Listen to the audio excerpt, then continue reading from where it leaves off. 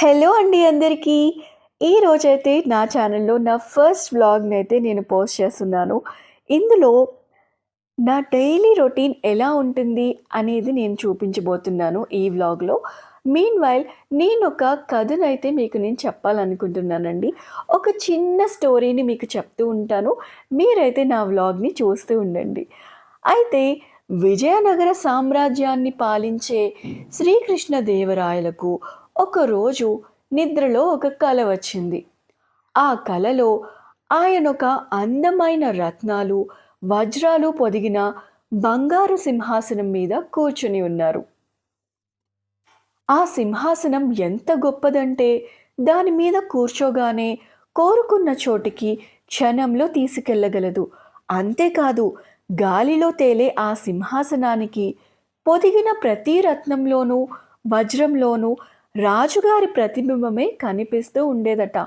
ఉదయాన్నే మెలకువ వచ్చిన రాజుగారికి ఎటు చూసినా ఆ సింహాసనమే కనిపించసాగింది. ఆ రోజు సభలో ఆయన కలను వివరించి దాన్ని నిజం చేయాలి అని కోరారట. అది విన్నవారంతా గాలిలో తేలే సింహాసనాన్ని తయారు చేయడం సాధ్యం కాదు అని నచ్చచెప్పే ప్రయత్నం చాలా చేశారట. రాయల వారు కోపగించుకొని, అదంతా నాకు అనవసరం, మీరేం చేస్తారో నాకు తెలీదు, కానీ నా కల నిజమవ్వాలి. అలాంటి సింహాసనాన్ని చేయించిన వారికి 1,00,000 వరహాలు బహుమతిగా ఇస్తాను అని ప్రకటించారు. ఎన్ని రోజులు గడుస్తున్నా రాయలు కల గురించి చెప్పడం మాత్రం మానలేదు. ఒకరోజు సభకొక వృద్ధుడు వచ్చాడు. నెరిసిపోయిన జుట్టు, గడ్డం, మీసాలతో కర్ర సహాయంతో అతి కష్టం మీద నడుస్తున్నాడు. రాయల వారిని సమీపించిన ఆ వృద్ధుడు, నాకు అన్యాయం జరిగింది, న్యాయం చేయండి ప్రభు అని ప్రార్థించాడు. నీకేం అన్యాయం జరిగిందో నిర్భయంగా చెప్పు, నేను నీకు న్యాయం చేస్తాను అని రాయలు హామీ ఇచ్చారు. నా దగ్గర 100 బంగారు నాణాలు ఉండేవి ప్రభు. అవి ఒకరు దొంగిలించారు. వారెవరో నాకు తెలుసు.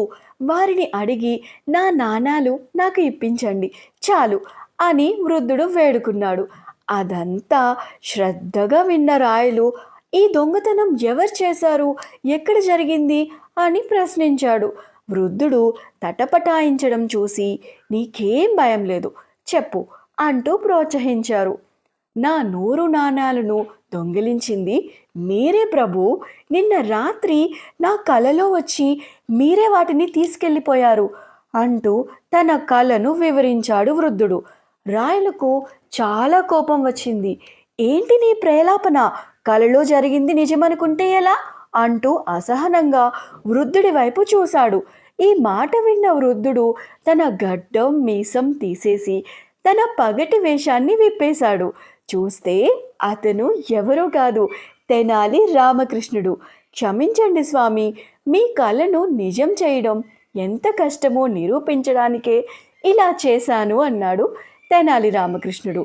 రాయలకు చాలా నవ్వొచ్చింది.